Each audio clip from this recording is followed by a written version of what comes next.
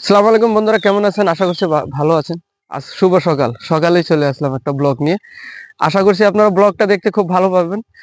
আর একটা ফলো দেওয়া যাবেন, খুব অনুরোধ করছি আপনাদের কাছে, একটা ফলো দেওয়া যাবেন। আপনার ফলো হতে পারে আমার জীবনটা ভালো হতে পারে, আপনাদের কোনো লোকসান হবে না ইনশাআল্লাহ। আপনাদের জন্য আমি দোয়া করব।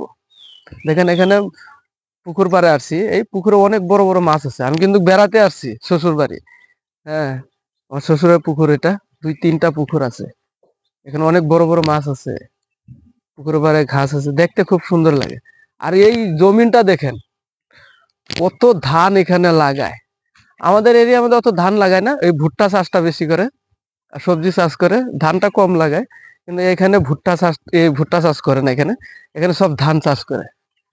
দেখেন কত সুন্দর, পুরোটা মাঠ একদম ধানে ভরা, এক সমান। কালারটা দেখতে খুব ভালো লাগে। হ্যাঁ, আশা করছি আপনাদের কাছে ভালো লাগবে। আর জায়গাটাও দেখতে ভালো লাগে খুব।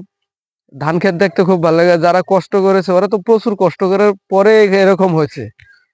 যারা ক্ষেত করে ওরা আজ বুঝে কত কষ্ট করতে হয়। তো ধন্যবাদ বন্ধুরা, একটা ফলো দিয়ে যাবেন, একটা শেয়ার করে যাবেন, অনুরোধ রাখছি আপনাদের কাছে।